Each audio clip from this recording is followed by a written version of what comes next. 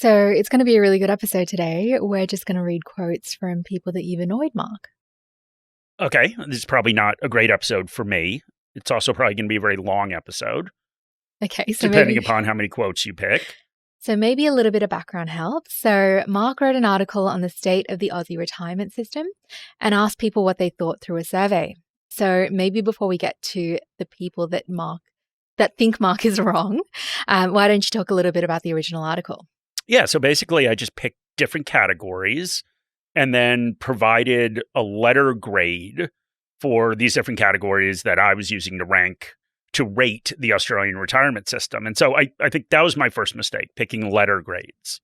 But to be fair, I went to you. I know that's not how people are graded in Australia in school. Some people are. I was graded with A, B, C, D. No Fs. But I went to you and I said, can I use this? Because I know there's that whole high distinction, whatever else thing. But you said yes. Yeah, I mean, that's more of a uni thing. I feel like the ABCD is more inclusive because everyone went to school, right? Apparently, not everyone, I don't think. But anyway, how about I go through the categories? And then we can get to those letter grades, and eventually we'll do those comments. All right, so stability, fee levels, protection from behavioral risk, a financially literate population, and treatment of society's most vulnerable members. All right, so what about your grades? Okay, well, I'll give mine first. And then as part of this survey, people were actually able to go in and vote on their grades as well. So I'll give mine, and then I'll give the ones that other people selected. And then, Shani, any thoughts you have on where I went wrong, you can share those as well. Okay, let's do it. So the first category is stability. Okay, well, this, and I think obviously one of the points of this article was that it was written around this continuing controversy over the Div 296 proposal. So we've done an episode on that. So this certainly is not on that again. But, I think the point is that stability is really important because retirement is a long-term investment goal, and you're spending time, of course, planning for that and saving for it over decades. So I gave stability a D. And that's not a very good mark. It's not. I've got plenty of Ds when I was in school, and I never felt great about it. So the super system should not feel great about it either. But actually, many members of the Morningstar community thought that I was too generous. So most people, in fact, chose F as a grade. So 34.18%. So that was the highest category. The next highest category was D with 30.38%. So I wrote an article specifically on Div 296, and one of my biggest concerns is the lack of indexation. And this is an example of how future instability is built into the system, which makes it difficult for investors to plan. So why don't we move on to the next category, which is fee levels? Okay, well, I've complained about that a lot, so it's probably unsurprising that I didn't give a very good grade, but I gave a C. And I'd say, once again, the Morningstar community was more negative. So 57% of people gave the fee category a D or an F. Who knew you were more positive than the general population, Mark? I know. It's crazy. But what do you think about fees, Shani? What's your view on fees? Well, fees are definitely a key focus of mine in my portfolio, and I do think there is an opportunity to bring fees down. One of the biggest drivers of high fees are all the changes in the industry and the lack of stability that we mentioned before. Yeah, so everything's related, right? All right, so the next category is protection from behavioral risk. And this is something that we talk about frequently. Investors are often their own worst enemy, and this is an area where super is actually really helpful. So given the rules around not accessing your super and the compulsory nature of super, many investors are a bit unengaged. And ironically, this is a really good thing since people tinker less, which means less mistakes. Yeah, and that's right. And that's why I actually gave it a very high grade, or at least for me when I was in school, of a B. So that's pretty good. Did people agree with you? They did not. So once again, I was just too positive, Shani. So 37.97%, being very precise here, of respondents gave a C, and then 26% split between D and F. So in this case, I think that the data does support a higher grade than that. We always talk about the Mind the Gap survey, and that shows the difference between the return on an investment and the return that investors get. Well, in Australia, the gap is narrower. Yeah, and maybe Australians are just better investors, but we think it has a lot to do with super. So we're going to move on to financial literacy next, which is a category that's close to our heart. And I guess this score is fairly low from you, Mark. It is. So once again, I gave financial literacy a D, but I think the positive news, Shani, is after our book is released, I'm assuming we'll sell, I don't know, ballpark around 20 million copies, and that should actually get that score higher. Well, there's 27 million Aussies, Mark. So who are the 7 million that are not buying the book? Probably mostly our friends. That does track. Yeah, would be my guess. But I don't think a lot of children will buy our book, Shani. Maybe children who are getting straight A's will buy the book. So like a young Shani, pretty much. I only read Harry Potter, so I don't know. Yeah, well, I think those children with the A's, and they'll have a better retirement, because I think one of the reasons I wanted to include financial literacy in these categories is it is really critical to retirement.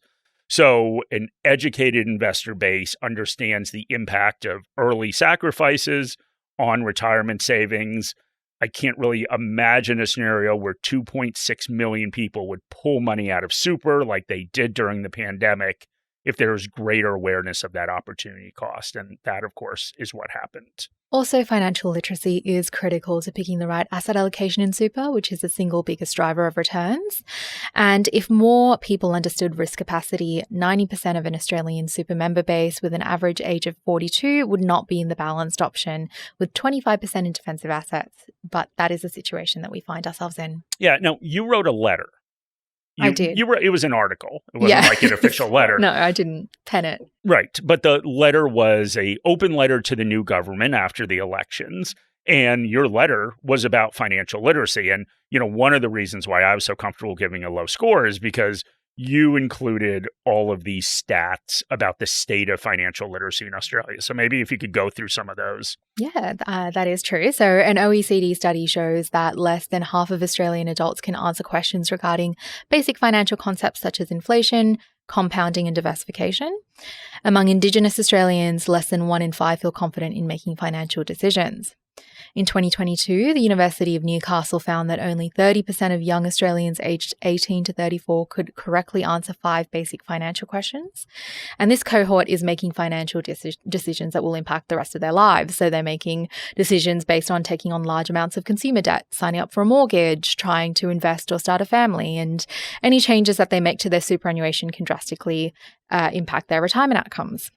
On the other side of the spectrum, research from the University of New South Wales shows that as we grow older, financial literacy drops even as our confidence increases. And this can lead to what the researchers called potentially life-altering mistakes. Now, I said that I used your article and those stats to inform my score, but I think your article had an even bigger influence on the Morningstar community, because 42.68% of people picked D like me, but then close to 30% picked F. All right, so we're going to go on to the last category, treatment of society's most vulnerable. And this is also another high score from you. Yeah, another B.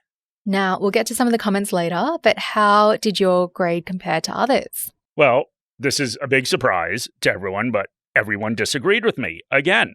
So 38.99% gave it a C, and then 27% a D and an F. Glass half full, Mark? I know. Of what? That's me. That's yeah. I wish. Well, we'll just leave that. Okay, so let's go to the comments. What is your overall impression of the comments? I mean, let's just say there are some passionate people out there, at least passionate people about retirement, which is great. We do have a very engaged Morningstar community, and I think that was reflected in the comments. So I'll start with a comment that I know that you'll like, Mark. So the respondent said, I've always lived frugally, invested carefully, and will now fall foul of Div 296 in a fairly big way. Given the record of longevity in my family, I don't see my super as being excessive.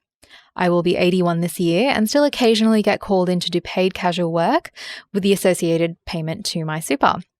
The fact that Div 296 is not indexed means it will capture an increasing number over the years. An 18-year-old of my acquaintance has started investing and has set up his own SMSF. He will surely hit the 3 million threshold before he's 30. The retirement age needs to be gradually increased in line with increased longevity. When Bismarck declared 65 as the retirement age in the 19th century and gave workers pensions so they wouldn't be in poverty, he was also being fiscally sensible because most people didn't live long past 65. Times have changed. I can live with the $3 million threshold, but the tax should be indexed and unrealized gains should not be taxed. In the meantime, I'm taking steps to reduce the potential impact of the implementation of Div 296 taxation. Okay, that comment had a little bit of everything. And I really liked it because I like history, and we got that little history lesson on Bismarck. So Bismarck, Shani, he enjoyed wearing a helmet with a spike on it, in German pre-World War I fashion. And he also really liked big dogs. Did you know that? Only large dogs. Yes, so much bigger than Priscilla. So when he was young, he had a Great Dane called Ariel, which I think is a good name. And then later in life, somebody tried to assassinate him, and he said that he had those Great Danes for protection. And he had one named Tyrus, who apparently was really aggressive, like Biden's dog, but his Great Dane bit the Russian foreign minister. This is very interesting, but I feel like it's slightly irrelevant, Mark. It is. But I think the reference to Bismarck was kind of interesting. So he did start that public pension in Germany in 1881. And even though he was a really conservative guy and I don't think actually believed in it, he basically did it because socialism was rising in Germany. And he thought that would be a way to lessen their popularity. But actually, he picked 70 as the first age. They didn't lower it until 1916 to 65. So I guess that's a little bit of a correction of the person that wrote in. Is there anything else about this comment apart from your history lesson on Bismarck? Yeah, I think the other thing, and we'll get into some of the more emotional comments in a bit, but I think why anything around retirement touches off, I think gets emotional is because people think about who deserves what, why people have what they have, why other people don't. So there's just a lot baked into anything around retirement. And I think there can often be a perceived morality to wealth. One reason for this is because saving involves sacrifice. And sacrifice and frugality are, of course, positive traits to have. And there is also the notion that to amass wealth takes hard work and intelligence to have the career success to amass the wealth in the first place. Yeah, and I think that's where a lot of the emotion that we saw in these comments. And I think, people take it very personally when rules change because, of course, it seems like something is unfairly being taken from you. And I don't think it's just about money. So it is all that hard work and sacrifice that went into saving that money. And, I think money is money, but it's also really thinking about sort of your life and taking things away from your life. So I think that's why people are very upset. And perhaps that is a good lead into some of the angry comments. And one area there was a lot of anger was around your call in the article to include the primary residence in the means test for the age pension. Yes, people definitely did not like that. All right, so I'm going to continue with the comments. For instance, one person said, "Do not ever think of taking the home we have all worked all our life for. It's all we have. Downsizing is expletive. Most of us worked our guts out for our modest home as super wasn't and isn't enough to live on together with the paltry pension. Go out into the real world and talk to us boomers who had to cope with no childcare, no super and a lot of sacrifices. Stop being a keyboard warrior and get out amongst us for the real story." Yeah, so it's hard to know what to say about that. Really didn't mince any words on that thing. No, he's probably one of the 7 million that's not going to buy a book. I would imagine Yes. that potentially we lost a reader there. But I don't know. I personally discourage people that dislike us to buy the book. That might be our largest demographic, don't you think? Maybe. So I think this is the emotion that we were talking about, and it's clearly coming out in this response. And I do understand this view. I think many people express the same desire to stay in their homes, and I certainly get that. I think my counter would be that there are ways to unlock equity in a home, such as a reverse mortgage, while you continue to live there.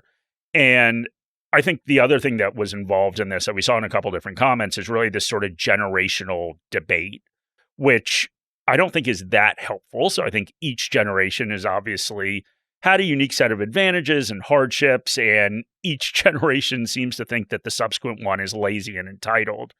And I think a lot of young people, if I can speak for young people, Shani. Go for it. Let's see what you say first. Yeah. I mean, I think a lot of people who can't afford homes would probably take issue with the implication that staying in a home is an ordained right that should be supported by other taxpayers who fund pensions while not receiving one themselves. Well, one other reader commented on how you might have a bias because you rent. Yeah, I mean, I certainly might be biased. I think everyone's view is influenced by their choices, and that probably includes me. But I guess my view as a non-homeowner, I see the tax bias firmly in favor of property. So an example is, we can go back and look at the rationale behind Div 296. So the argument for increasing taxes on super is that it shouldn't be a mechanism to amass wealth and to pass it on to the next generation. And super tax breaks are generous, which makes it really advantageous to use super to build up a balance that exceeds what's needed for retirement. But, we need to remember that super is not tax-free. And when super is passed on to a non-dependent, so that's a spouse or child under 18, so that's what a dependent is. So any non-dependents, the taxes are actually quite high. And I think, as we all know, a primary place of residence faces no capital gains taxes. If it's passed on, the heirs have 2 years to either sell it without paying taxes or declare it as their primary place of residence to maintain that CGT exemption. And, as I said, there are ways to extract equity from a home, get a reverse mortgage. And so I think, in that comment, I think it isn't really fair to make a distinction between a home that holds sentimental value and then an investment account if someone chooses not to buy a home. So just my 2 cents. I think that most people who retire not owning a home did not choose to do so. So their super and their pension needs to make up for it. And yeah, I think that's really my rationale about not including a home in the pension means test. So some people did agree with you. For instance, one person said, the current means test does allow people who are financially able to fund their own retirement to still obtain a part pension and all the benefits that go with that. In fact, some pension funds actively encourage this behavior. All right, well, that's nice. It's nice, obviously, if somebody agrees. But what about you, Shani? So what do you think? Should a house be included in the means test for the age pension? Yeah, I think I have a bit of a different perspective to you. I think, you think that housing is a human right as well, and it provides a source of dignity and security for those in retirement. And in an ideal world, every retiree owns their home and has enough to live off.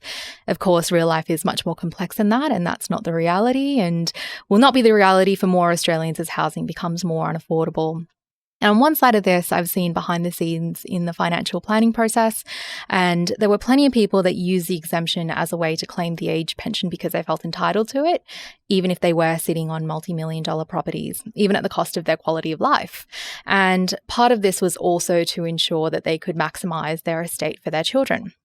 And on the other side of this, when it comes to policies like this, I think people need to either see the family home as a home or an asset. And you can't flip-flop based on what works best for you. And the way that I view my home is that I will likely never realise any growth in it until I can't climb the stairs anymore. They're very steep and I have to sell it.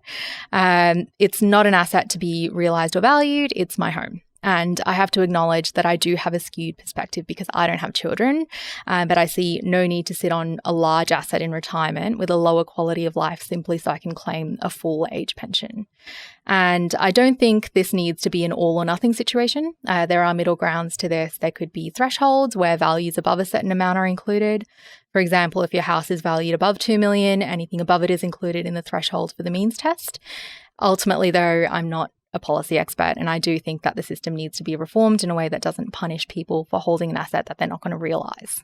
Yeah, I mean, since when did not being a policy expert stop anybody from saying anything? Just a disclaimer at the end, so I don't get the emails. So Exactly.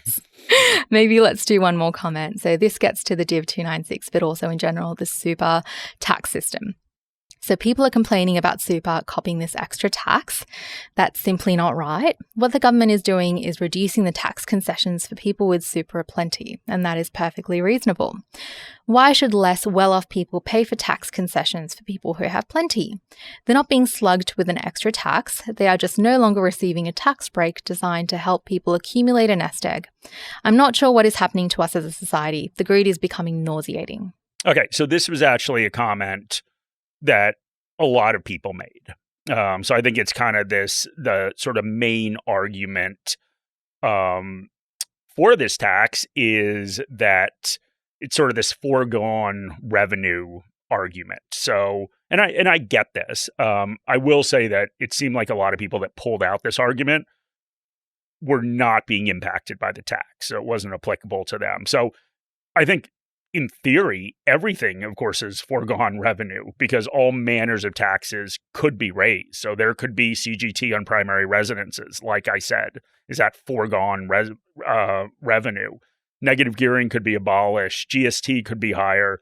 Marginal tax rates could be higher. Corporate tax rates could be higher. So I think tax policy is supposed to generate revenue for the government while encouraging behavior and outcomes that are a net benefit to society. And so there certainly is no constitutional edict on taxes, and these are just choices we make as a society. So, I think we discussed in the podcast on Div 296, we said that we're not going to comment on if taxes should be raised. That's really not our job.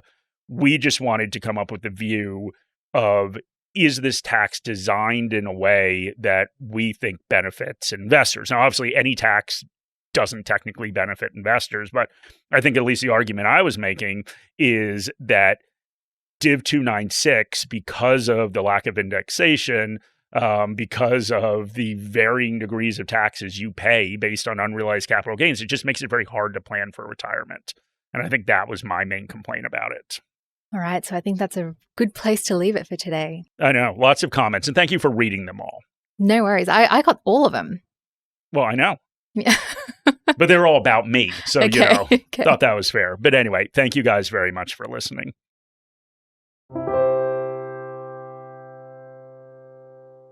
This video has been prepared for clients of Morningstar Australasia Pty Ltd and or New Zealand wholesale clients of Morningstar Research Ltd.